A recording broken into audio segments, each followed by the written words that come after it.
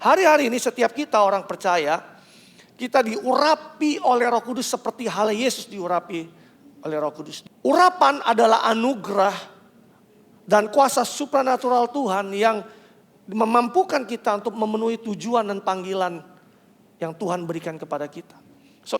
Mereka mungkin juga berpikir bahwa aku gak bisa apa-apa, aku gak bisa ngomong, aku gak pandai ngomong, aku gak bisa ini, aku gak bisa itu, aku gak punya pengalaman ini, aku gak punya pengalaman. Kita bisa punya segala macam alasan, tapi pada saat Tuhan panggil kita untuk memenuhi tujuan dan panggilannya, Tuhan yang akan mengurapi dan memampukan setiap kita.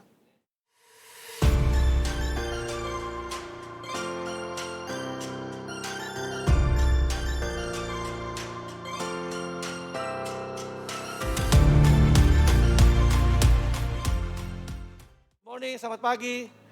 Shalom, GKS Balikpapan.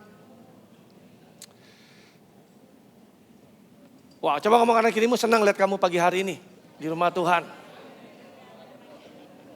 So we are really appreciate dan apresiasi juga buat teman-teman yang boleh melayani setiap kita dengan baik pada pagi hari ini. Tadi Angel katakan bahwa di bulan April ini kita memasuki tema yang baru, yaitu anointing atau bicara tentang urapan atau bicara tentang pengurapan.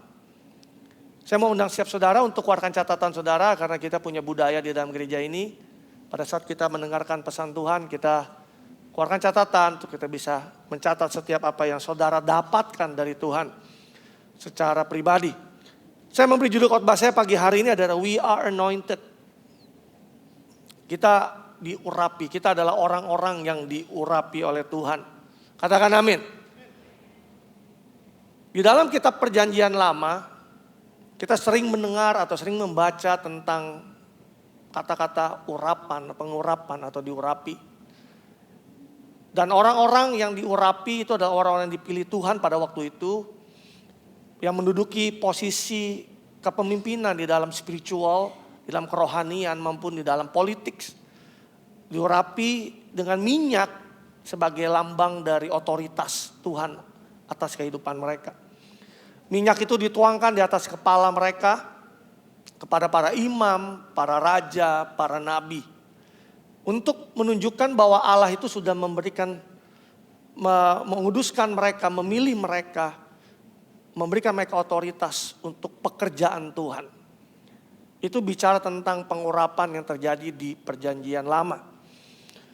Nah, di dalam Perjanjian Baru, Yesus juga tercatat beberapa kali diurapi oleh minyak. Pertama, ketika Yesus diurapi oleh seorang perempuan di rumah Simon orang kusta di Betani. Saudara baca sendiri, cari sendiri di dalam Alkitab. Kedua, ketika Yesus diurapi oleh perempuan yang terkenal berdosa di rumah Simon orang Farisi. Kalau tadi Simon orang kusta, yang sekarang adalah Simon orang Farisi. Yang ketiga ada ketika Yesus diurapi oleh Maria. Di rumah Maria, Marta dan Lazarus. Juga tempatnya di Betani. Namun yang lebih penting daripada itu, Yesus diurapi oleh Roh Kudus. Nah, ini saya mau bagikan bahwa hari ini mungkin pengurapan yang kita terima tidak lagi berupa minyak yang dituangkan, diguyur di atas kepala kita. Sehingga kita berbandingkan minyak seperti Perjanjian Lama. Tetapi hari-hari ini setiap kita orang percaya, kita diurapi oleh Roh Kudus seperti halnya Yesus diurapi oleh Roh Kudus. Di Kisah Rasul 10 ayat 37 dikatakan, kamu tahu tentang segala sesuatu yang terjadi di seluruh tanah Yudea, mulai dari Galilea, sesudah baptisan yang diberitakan oleh Yohanes, yaitu tentang Yesus dari Nazaret, bagaimana Allah mengurapi dia dengan Roh Kudus dan kuasa. Dia yang berjalan berkeliling sambil berbuat baik dan menyembuhkan semua orang yang dikuasai iblis, sebab Allah menyertai dia. Urapan adalah anugerah dan kuasa supranatural Tuhan yang memampukan kita untuk memenuhi tujuan dan panggilan yang Tuhan berikan kepada kita. So it's a grace, it's a supernatural power yang diberikan kepada setiap kita orang-orang percaya untuk melakukan apa yang menjadi panggilan dan tugas Tuhan dalam kehidupan kita. Mungkin di antara kita semua gak terlalu awam tentang apa itu urapan. Mungkin di antara kita semua mungkin nggak terlalu merasa bahwa urapan adalah sesuatu yang penting dalam kehidupan kita. Mungkin kita merasa bahwa urapan kayaknya cuma milik hamba Tuhan atau pemimpin-pemimpin tertentu. Tapi urapan itu adalah milik setiap orang percaya, yaitu saudara dan saya. Katakan amin. Urapan itu mengempower kita untuk melayani tujuan Tuhan. Anointing is for God purpose in our life. Jadi urapan yang Tuhan berikan itu adalah untuk tujuan Tuhan di dalam kehidupan kita. Karena gak ada satu orang pun di antara kita yang bisa menyelesaikan apa yang mau Tuhan kerjakan dalam kehidupan kita tanpa adanya urapan Tuhan. Tanpa adanya anointing yang Tuhan berikan buat setiap kita. Minggu lalu FNC membagikan mengenai Daud. Nanti saya akan share lagi kembali, saya akan elaborate tentang Daud. Daud itu adalah seorang bocah di mata dunia. Bahkan di mata keluarganya sendiri dia tidak diperhitungkan. Dia di-exclude oleh keluarganya. Bayangkan ketika Samuel datang ke rumah Isai, ayahnya ingin mencari orang yang akan diurapi Tuhan sebagai raja untuk Israel. Semua kakak-kakaknya paling besar sampai yang ketujuh, semuanya dipanggil keluar satu persatu sampai dia lupa bahwa ada satu anak yang paling bungsu yang sedang mengembalakan kambing domba ayahnya. Daud itu bukan siapa-siapa. Dia tidak pernah diperhitungkan oleh manusia. Daud hanya orang yang punya kehidupan yang biasa. Dia hanya seorang gembala yang biasa. Dikatakan kambing domba ayahnya cuma 2-3 ekor. Coba bayangin kalau kita seorang gembala menggembalakan kambing domba yang cuma 2-3 ekor. Bayangkan. Ini suatu pekerjaan yang di mata dunia ini kayaknya paling rendah, yang paling gak diperhitungkan. Pekerjaan yang mungkin paling dihindari oleh ketujuh kakak-kakak yang lainnya. Mereka, wah udahlah urusan kecil ini udah kasih aja ke si Daud yang ngerjain. Pekerjaan yang gak diingini. Tapi justru kita menemukan bahwa Daud itu dipilih oleh Tuhan dan Daud itu diurapi oleh Tuhan. Di Mazmur 78 ayat 70 sampai 72 dikatakan demikian. Dipilihnya Daud hambanya, diambilnya dari antara kandang kambing domba, dari tempat domba-domba yang menyusui, didatangkannya dia untuk mengembalakan Yakub umatnya dan Israel miliknya sendiri. Ayat 72, ia mengembalakan mereka dengan ketulusan hatinya dan menuntun mereka dengan kecakapan tangannya. Orang yang biasa-biasa, yang tidak diperhitungkan, tapi pada saat dipilih dan diurapi Tuhan, dia bisa menjadi seseorang yang luar biasa. Katakan amin. Coba ngomong kanan kirimu, sama seperti kamu. Kita gak perlu menjadi siapa-siapa terlebih dahulu untuk menjadi orang yang diurapi oleh Tuhan. Katakan amin. Kita gak perlu merasa bahwa saya harus jadi somebody lebih dahulu. Saya harus punya skill tertentu. Saya harus punya kecakapan tertentu. Saya harus punya pengalaman tertentu. Saya harus punya kepintaran tertentu. Baru saya siap untuk diurapi oleh Tuhan. No. Tapi firman Tuhan menjelaskan kepada setiap kita bahwa orang yang biasa-biasa saja. Orang yang tidak diperhitungkan oleh manusia. Orang yang tidak dianggap oleh manusia. Justru itu yang dipilih oleh Tuhan. Gereja ini berusia 13 tahun di tahun ini. Pada saat awal Tuhan memberikan visi kepada saya untuk memulai sebuah gereja baru. Saya bertanya dalam diri saya, emang gak ada orang yang lain Tuhan? Saya bukanlah orang yang dalam tanda kutip masuk kualifikasi. Seharusnya masuk dalam CV, yang punya CV untuk masuk ke dalam kualifikasi sebagai seorang gembala yang mengembalakan sebuah gereja. Saya gak pernah punya cita-cita sebagai seorang pendeta. Saya gak punya mimpi sebagai seorang pendeta. Saya gak punya ambisi sebagai seorang pendeta. Keluarga saya juga bukan lahir dari keluarga hamba Tuhan. Bahkan even saya adalah orang pertama yang terima Yesus pada waktu itu. Menjadi orang Kristen pertama di dalam keluarga kami. Saya bukan sekolah dari lulusan STT, sekolah teologi ya. Saya sekolah teknik, saya sarjana teknik. I'm nobody. Tapi pada saat Tuhan memilih, dia menunjuk seseorang, dia mengurapinya, dia memampukan orang itu untuk mengerjakan sesuatu apa yang mau Tuhan suruh kerjakan. You get the point?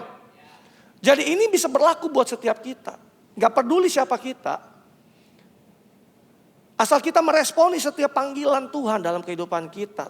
Tuhan pasti mengurapi setiap saudara dan saya. Katakan amin. Jadi urapan itu bukan bicara soal buat pendeta, buat nabi, buat hamba Tuhan atau pemimpin tertentu. No. Tapi urapan itu diberikan buat setiap saudara dan saya untuk memenuhi tujuan Tuhan dalam kehidupan kita. Contohnya tadi mereka yang udah di kelas lead, mereka memang belum saat ini langsung mereka akan jadi pemimpin home pada dalam waktu dekat mungkin. Tetapi mereka sudah dipersiapkan untuk menjadi pemimpin home. Orang yang akan memimpin kelompok sel, yang akan memuridkan orang lain, yang akan memenuhi amanat agung. Mereka mungkin juga berpikir bahwa aku gak bisa apa-apa, aku gak bisa ngomong, aku gak pandai ngomong, aku gak bisa ini, aku gak bisa itu, aku gak punya pengalaman ini, aku gak punya pengalaman. Kita bisa punya segala macam alasan, tapi pada saat Tuhan panggil kita untuk memenuhi tujuan dan panggilannya, Tuhan yang akan mengurapi dan memampukan setiap kita. Katakan amin. Yang terpenting adalah bagaimana respon kita, ketersediaan dan kebersediaan kita. Saudara garis bawahi kata ketersediaan dan kebersediaan. Orang yang dipanggil oleh Tuhan hanya cukup atau cuman membutuhkan dua hal ini. Yang pertama adalah kebersediaan dan ketersediaan. Saudara mau nggak? Kalau saudara sudah mau, ya Tuhan aku mau, aku nggak bisa, aku nggak mampu, tapi aku mau. Dan yang kedua adalah tersedia. Kita nggak bisa jadi orang yang aku mau tapi nggak bisa Tuhan. Aku terlalu sibuk. Aku ada kegiatan ini, aku ada pekerjaan ini, aku ada bisnis ini. Anda mau tapi Anda nggak tersedia. Nggak memenuhi syarat ini. Atau saudara jadi orang yang tersedia. Saudara punya banyak waktu tetapi saudara nggak mau aku belum mau. Gak ada yang bisa Tuhan kerjakan dalam kehidupan kita. Tapi kalau kita bersedia dan tersedia, maka Allah akan mengurapi setiap saudara untuk mengerjakan apa yang dia mau saudara kerjakan. Katakan amin.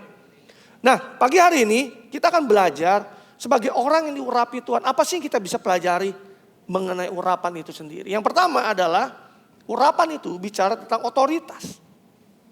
It's talk about authority. Urapan adalah simbol daripada otoritas. Who God appoints, He anoints. Siapa yang Tuhan pilih, dia akan urapi. Jadi yang dibutuhkan adalah kita mau, tadi saya katakan, kita tersedia, maka dia akan mengurapi. Siapa yang Tuhan tunjuk, dia urapi. Siapa yang Tuhan pilih, dia akan urapi. Tadi dia 78, Mazmur 78 ayat 70, dipilihnya Daud hambanya. Diambilnya di antara kandang-kandang kambing domba. Dipilihnya Daud hambanya.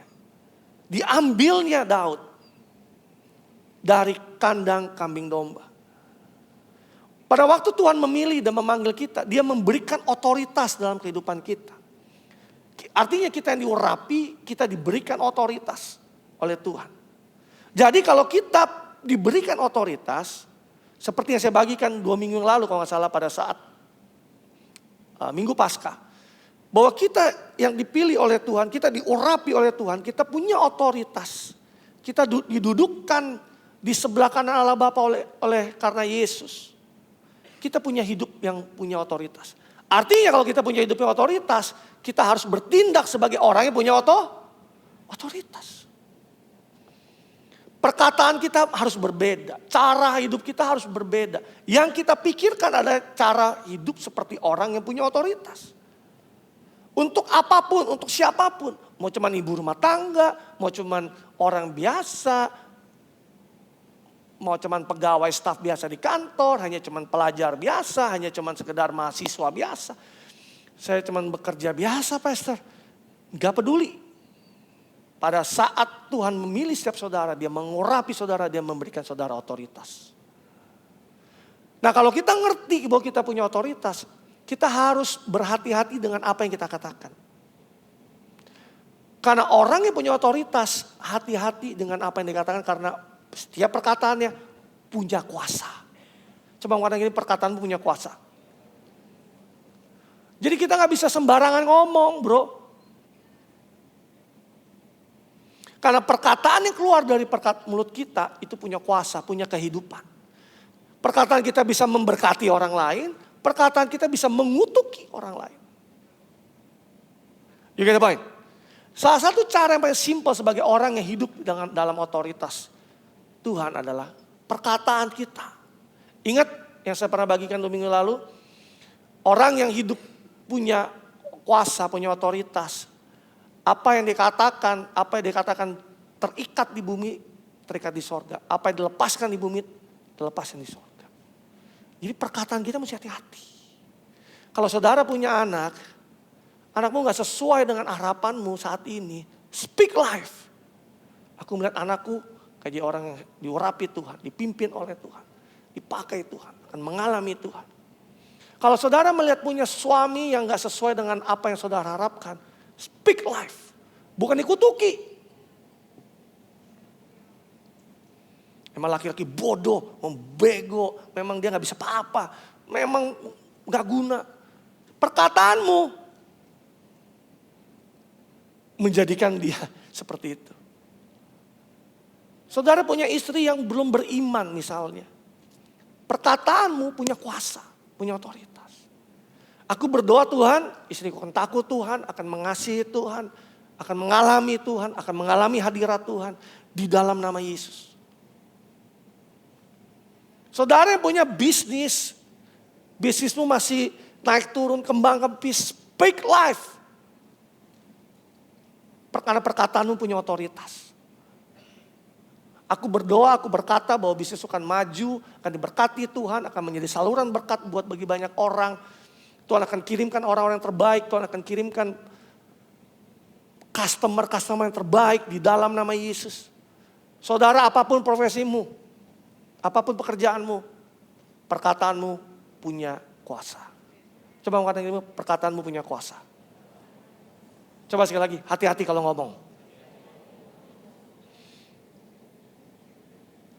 GKI Balikpapan, hiduplah di dalam otoritas. Katakan amin. Bukan hidup yang biasa-biasa, bukan hidup yang kelemer-kelemer, kelemer-kelemer orang bilang. Orang yang hidupnya kalah, orang yang hidupnya dalam kegagalan, orang yang hidupnya dalam rasa bersalah, terus dihantui, dikuasai oleh rasa berdosa, salah melihat gambar diri sendiri. Hiduplah sebagai orang yang punya otoritas. Saya mau katakan pada setiap saudara bahwa kita mungkin gak terbiasa. Karena kita biasa menjadi orang yang tertindas, orang yang kalah, orang yang gak mengerti apa yang dimaksud dengan otoritas. Kita gak pernah merasakan hal itu mungkin sebelumnya. Tapi hari ini saya mau katakan kepada setiap saudara bahwa saudara adalah orang-orang yang rapi. Mulailah cara berpikirmu berubah, cara hidupmu berubah, perkataanmu berubah. Gunakan itu untuk merubah situasi dalam kehidupanmu. Karena urapan itu memberikan kita kekuatan dan kuasa. Memberikan kita keberanian, courage, boldness, hikmat. Jadi pakai itu untuk melawan keadaanmu. Pakai itu untuk melawan musuhmu. Bukan istri dan suamimu, bukan. Musuh maksudnya musuh iblis yang berusaha untuk menghancurkan hidupmu.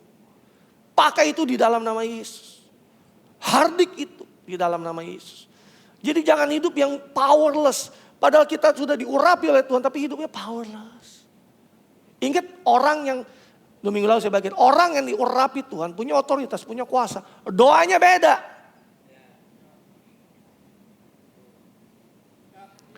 Kemarin di TBN saya katakan pada saat Yesus dipenuhi oleh Roh Kudus. Pada saat dibaptis di Sungai Yordan. Dicobai di padang gurun. Setelah keluar dia kembali melayani, masuk dalam pelayanannya di Galilea. Dan di saat itulah pelayanannya penuh dengan kuasa. Ada iblis datang, dihardik dalam nama Yesus. Diam, pergi, keluar. Itu orang yang punya otoritas. Pada saat mertua Petrus demam, apa yang dilakukan? Hardik demam di dalam nama Yesus. Orang, kenapa seorang perwira dari Romawi pada saat datang kepada Yesus, meminta supaya Yesus menyembuhkan hambanya. Pada saat Yesus bilang, aku datang ke rumah, nggak usah guru.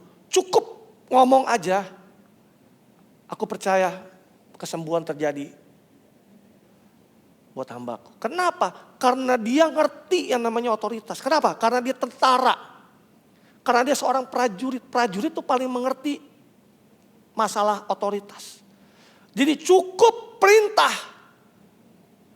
terjadi dalam kehidupanmu. Saudara ingin lihat sesuatu terjadi di hidupmu? Perkatakan, perintahkan yang baik terjadi dalam kehidupanmu. Di dalam nama Yesus. Bukan, oh mati gua, wah hancur deh, kiamat deh. Tapi kalau kita berani memperkatakan sesuatu terjadi di hidup kita. Pernikahanku akan pulih di dalam nama Yesus. Bisnisku akan dipulihkan dalam nama Yesus. Kehidupan pribadi akan pulih di dalam nama Yesus. Aku akan mengalami kesembuhan dalam nama Yesus. Aku akan mengalami kesembuhan dari mental di dalam nama Yesus. Perkatakan keadaanmu. Maka keadaanmu akan berubah. Keadaanmu akan menjadi seperti apa yang engkau perkatakan dan engkau percayai. Katakan amin. Kita akan melihat bagaimana Daud melawan Goliat. Di 1 Samuel 17 ayat 41 sampai 42. Orang Filistin itu kian dekat menghampiri Daud. Saya cuma mengelaborasi apa yang F. Nancy bagikan minggu lalu. Orang Filistin itu kian dekat menghampiri Daud dan di depannya ada seorang yang membawa, dan di depannya ada orang yang membawa perisai. Bayangin Goliat itu kalau saudara baca sendiri tingginya aja udah dicatat 3 sampai 3,5 meter tingginya. Bayangin manusia tingginya 3 meter. Di depannya ada orang yang bawa perisai. Perisainya aja dibawain sama orang. Ketika orang Filistin itu menunjukkan pandangan ke arah Daud serta melihat si Daud. Ingat ya, Daud tadi ya. Dihinanya Daud itu karena dia masih muda, kemerah-merahan dan elok parasnya. Goliat membuli Daud. Karena Goliat juga melihat apa yang manusia lain lihat. Kenapa? Karena si Daud ini kemerah-merahan, anak remaja, bocah kemarin sore, paras eloknya, cocoknya ikut kompetisi K-pop daripada dia bertarung di medan perang. Masih muda, dia nggak punya pengalaman jadi tentara, dia nggak ngerti caranya pakai pedang, dia nggak pernah punya pengalaman, nggak pernah dilatih untuk menjadi tentara. Ketemu Goliat yang adalah a champion, seorang juara, tinggi besar. Orang takut, orang gentar sama dia. Ketemu bocah kecil, gak salah loh. Makanya orang Filistin ngomong di ayat 43 pada Daud, anjingkah aku? Maka engkau mendatangi aku dengan tongkat. Lalu demi para allahnya orang Filistin, itu mengutuki Daud. Ayat 44, pula orang Filistin berkata kepada Daud, hadapilah aku maka aku akan memberikan dagingmu kepada burung-burung di udara dan kepada binatang-binatang di padang. Saya minta saudara perhatikan ayat 45. Tetapi Daud berkata kepada orang Filistin itu. Jadi dia lihat raksasa, diintimidasi, dihakimi, dikutuki, dibully. Lihat apa yang Daud katakan. Orang yang diurapi oleh Tuhan. Engkau mendatangi aku dengan pedang dan tombak dan lembing. Tetapi aku mendatangi engkau dengan nama Tuhan semesta alam. Allah segala barisan Israel yang kau tantang itu. 46, hari ini juga Tuhan akan menyerahkan engkau ke dalam tanganku. Dan aku akan mengalahkan engkau, memenggal kepalamu dari tubuhmu. Hari ini juga aku akan memberikan mayatmu dan mayat tentara orang Filistin kepada burung-burung di udara dan kepada binatang-binatang liar. Supaya seluruh bumi tahu bahwa Israel mempunyai Allah. Kok bisa? Bocah kemarin sore, paras eloknya, kemerah-merahannya. Ketemu raksasa yang besar, mengutuki dia, dia balikin kutuk itu. Lu yang mampus, aku yang penggal kepalamu, akan kuberikan tubuhmu itu jadi makanan binatang-binatang buas. Perkataan yang diterima kepada Daud dibalikannya kembali kepada Goliat. Dan kita tahu akhirnya malah Goliat justru yang mengalami kematiannya. Ayat 47, dan supaya segenap jemaat ini tahu bahwa Tuhan menyelamatkan bukan dengan pedang dan bukan dengan lembing, sebab di tangan Tuhanlah pertempuran dan Ia pun akan menyerahkan kamu ke dalam tangan kami. Sekali lagi, orang yang gak punya pengalaman, orang yang gak bisa apa-apa, orang yang kemerah-merahan, paras eloknya, masih muda, tidak diperhitungkan, tidak dikenal oleh siapa-siapa, cuman datang bawa tongkat dan umban di tangannya. Tapi apa yang membedakan anak muda ini? Karena ada roh Allah dalam hidup dia. Apa yang membedakan? Karena ada urapan Tuhan dalam kehidupan dia. Apa yang membedakan? Karena dia punya otoritas Tuhan di dalam kehidupannya.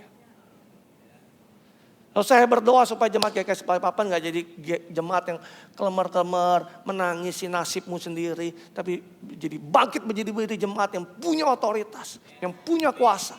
Yang hidup memperkatakan kehidupan atas masalahmu, tantanganmu. Ikut Yesus gak ikut Yesus, masalah tetap sama-sama banyak. Bedanya kalau kita ikut Yesus, Tuhan menyertai, Tuhan mengurapi. Kita punya otoritas dan kuasa, kita bisa berkatakan kepada masalah kita di dalam nama Yesus. Bukan jadi orang yang aduh, habis digebuki. You get the point? So dengar baik ini. Iblis gak pernah takut dengan kepintaran kita. Iblis gak pernah takut dengan talenta yang kita punya. Tuhan, iblis gak pernah takut dengan pengalaman yang kita punya. Iblis gak pernah takut dengan kehebatan yang kita punya. Tapi iblis takut dan gentar karena roh Allah yang hidup itu hidup di dalam hidup saudara. Dia takut dan gentar karena ada urapan Tuhan. Ada otoritas Tuhan di dalam kehidupan saudara dan saya.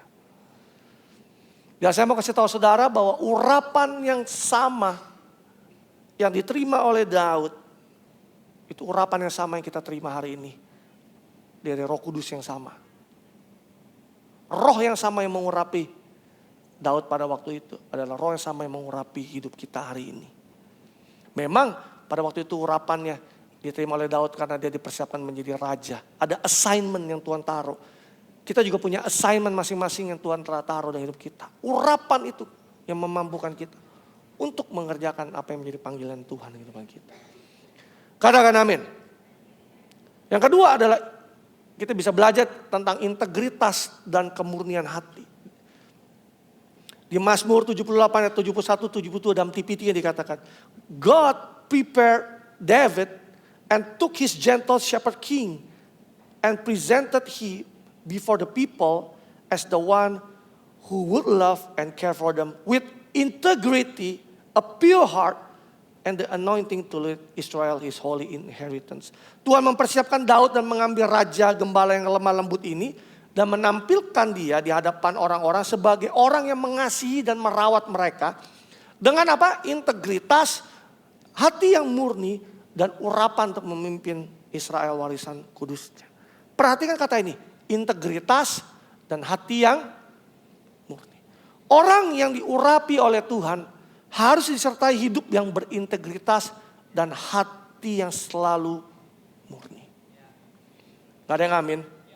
Saya tambahkan penekanan selalu murni. Hati yang selalu murni.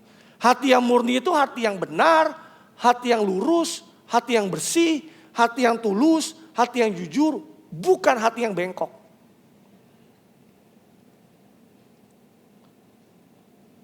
Di 1 Samuel 16 ayat yang ke-7 pada saat waktu tadi Samuel datang dan ingin mengurapi raja atas Israel. Kita lihat dikatakan begini. Tetapi firman Tuhan kepada Samuel, janganlah pandang parasnya dan perawakan yang tinggi. Sebab aku telah menolaknya. Bukan yang dilihat manusia, yang dilihat Allah. Manusia melihat apa yang depan matanya. Tetapi Tuhan melihat hati. Coba ngomong kanan kirimu, Tuhan melihat hatimu. Standar Tuhan itu gak sama sama standarnya manusia. Bahwa kita mudah terkesan dan kagum dan tertarik dengan apa yang ada di depan mata kita. Kita lebih mudah terimpresi dengan apa yang ada di depan kita. Talenta yang orang punya, kekuatan natural yang dia punya. Tetapi Tuhan melihat hati. Karena buat dia kemampuan manusia nggak ada artinya dengan apa yang dia bisa kerjakan. Yang dia lihat adalah hatinya. Tuhan gak pernah terkesan dan kagum dan tertarik dengan penampilan apa yang ada di luar. Tapi Tuhan melihat jauh sampai kedalaman hati kita. Yang mengerti katakan amin. Katakan Tuhan melihat hati. Urapan itu bisa membuat kita berdiri outstanding lebih daripada orang yang lain. Urapan itu bisa membuat kita diberkati secara finansial. Kita menjadi orang yang terkenal. Kita bisa menjadi orang yang punya follower lebih banyak. Kita bisa menjadi orang yang dikenal dengan pelayanan yang hebat, pelayanan yang dahsyat. Kita bisa menjadi orang yang dikagumi, disanjung, dihormati oleh orang-orang. Itu adalah konsekuensi dari orang yang diurapi oleh Tuhan. Makanya orang yang seperti ini dibutuhkan orang yang punya karakter yang kuat dan hati yang murni. Saudara bayangkan kalau orang biasa-biasa saja diurapi lalu gagah perkasa kayak Daud, tapi gak dilengkapi, tidak dipersiapkan dengan hati yang murni. Tinggal tunggu jatuhnya. Ayo kita bisa lihat kalau bicara tentang urapan gak bisa lepas dari kehidupan banyak orang-orang yang diurapi Tuhan. Mereka jatuh. Karena mereka tidak membangun karakter yang kuat. Integritas dan punya hati yang murni. Hati yang murni, katakan hati yang murni. Orang yang diurapi Tuhan tidak semerta-merta dia kebal dari dosa. Tapi saya mau katakan justru orang yang diurapi Tuhan menjadi rentan akan dosa. Semakin rentan akan dosa. Kenapa? Karena tiba-tiba di hadapannya terbukalah semua peluang. Orang-orang yang kenal dia jadi kenal dia. Orang-orang yang cari dia. Diangkat tinggi oleh Tuhan. Saudara bayangkan kalau kita diangkat tinggi oleh Tuhan, kita gak punya fondasi karakter yang kuat dan hati yang murni. Tinggal tunggu waktunya. Jadi ada poin? Hati yang murni. Katakan hati yang murni. FDNC membagikan minggu lalu tentang bagaimana orang melewati proses. Proses yang membentuk karakter seseorang. Proses yang memurnikan hati seseorang. Proses yang menguji kemurnian hati seseorang. Setiap saudara saya harus melewati proses itu. Harus melewati fase itu. Semakin remuk kita di hadapan Tuhan, semakin urapan itu bisa mengalir semakin besar melalui kehidupan kita. FNC membagikan bahwa pelayanan yang datang dari seseorang yang telah diremukkan dan disucikan Tuhan, itu adalah pelayanan yang akan mentransformasi kehidupan. Urapan yang bekerja dalam kehidupan kita, mengalir kehidupan kita, yang datang dari hidup yang telah diremukkan oleh Tuhan, itu mengalir, mentransformasi kehidupan orang-orang yang ada, yang dilayani. Yang mengerti katakan amin. Katakan proses. Katakan pemurnian. Setiap orang punya waktu Tuhan dan cara Tuhan untuk memproses dan memurnikan orang tersebut. Saya mau sebagai GKS, gereja GKS Balikpapan, pada saat orang mengalami proses itu, support, doakan, hargai. Karena setiap orang punya proses yang berbeda-beda. Karena kita tahu bahwa setiap orang punya cara dan waktu yang berbeda-beda. Dan Tuhan punya urapan tertentu pada hidup orang itu. Jangan iri hati. Jangan iri hati karena ada urapan tertentu dalam kehidupan seseorang. Bekerja samalah tapi, bermitralah tapi, berkolaborasi dengan orang-orang yang diurapi oleh Tuhan. Jangan, wah gila ya, gue lihat dia mimpin pujian, waduh diurapi oleh Tuhan. Baru angkat suara, haleluya, waduh merasa ada urapan yang luar biasa. Aduh dia kalau ngajar ya, wah ada penuh urapan. Baru dia angkat tangannya, gue merasa urapannya.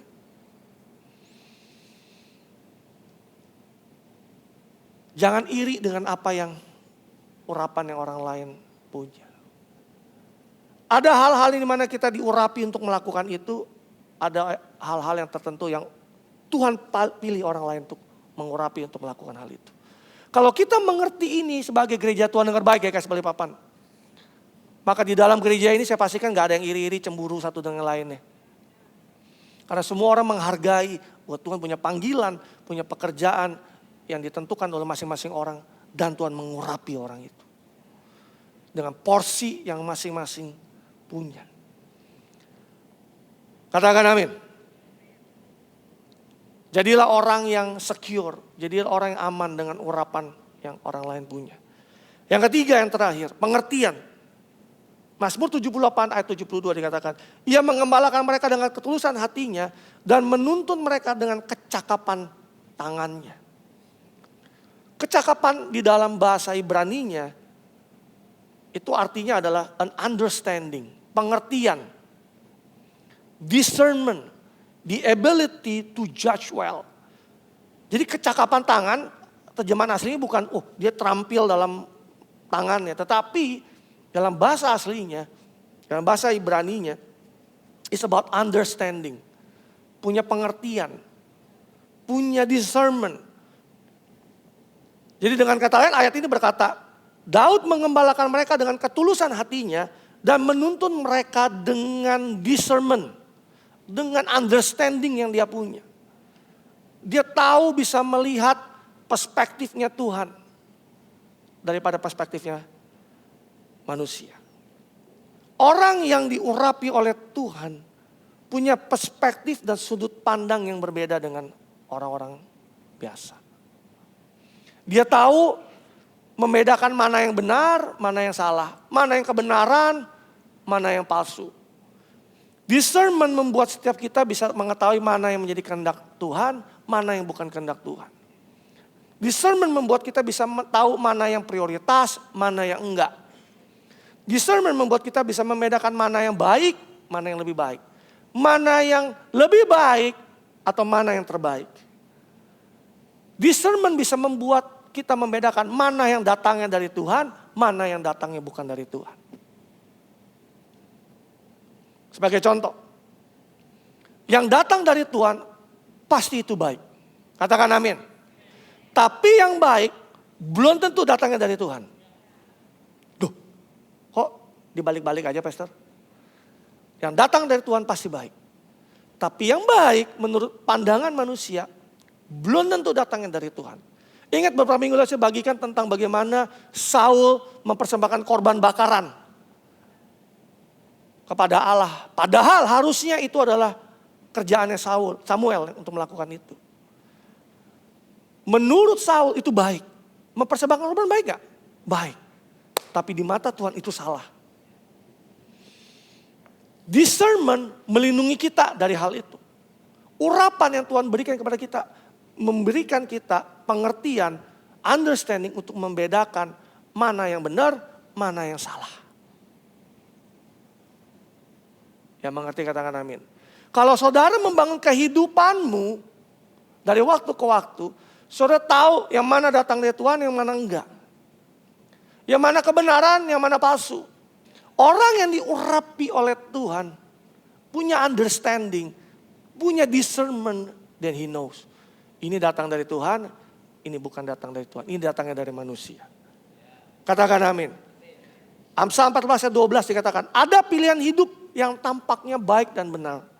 Namun ternyata berakhir kepada apa? Kebinasaan. Ada pilihan hidup yang tampaknya baik dan benar.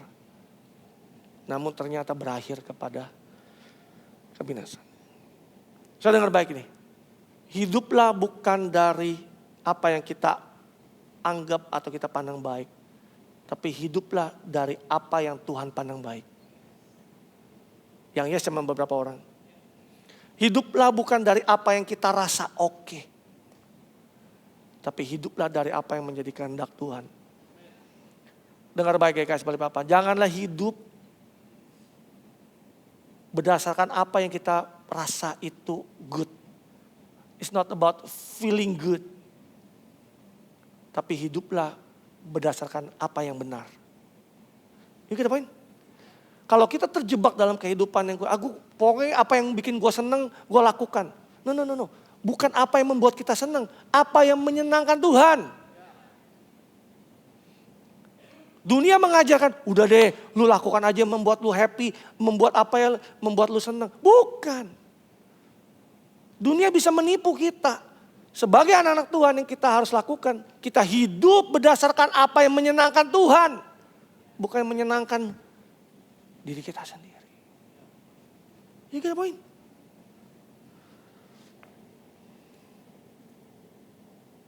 Janganlah kejar hidup dari apa yang feels good.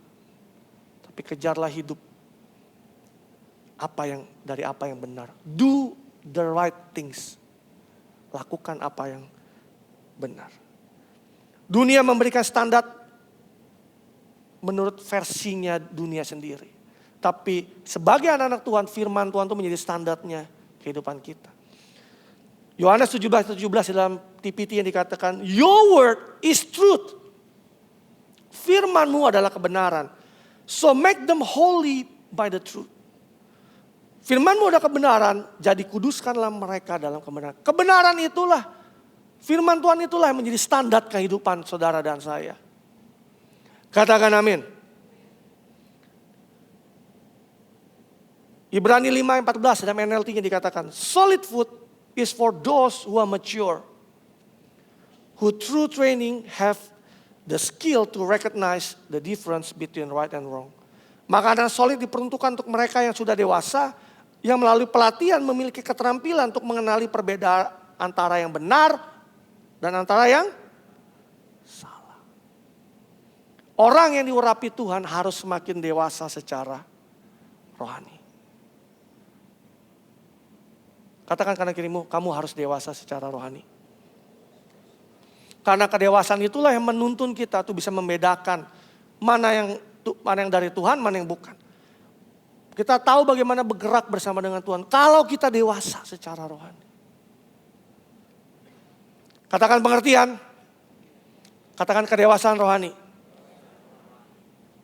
Kesimpulannya, saya harap saudara bisa nangkep. Karena mungkin gak banyak saudara dengar khotbah tentang pengurapan. Tapi saya percaya kalau tema ini Tuhan berikan, Roh Kudus berikan buat setiap kita. Tuhan mau supaya kita mengerti, memahami dan kita hidup di dalam urapan itu sendiri. Kesimpulannya gini, kata Kristus, kalau kita dengar Yesus Kristus, kata Kristus di dalam bahasa Yunaninya itu adalah Christos. Yang artinya the anointed one. Dia yang diurapi. Atau the chosen one. Dia yang dipilih, yang terpilih. Kita menyebut diri kita Kristen. Kata Kristen di dalam bahasa Yunaninya adalah Christianos. Yang berarti follower of Christ.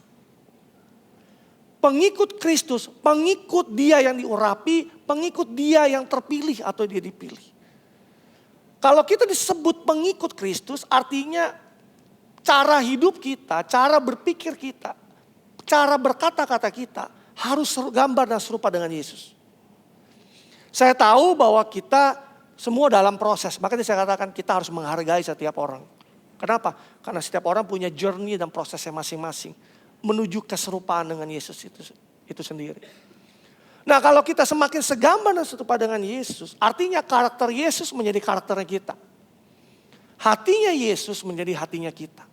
Pikirannya Yesus menjadi pikirannya kita. Tujuan Kristus, tujuan Yesus menjadi tujuannya kita.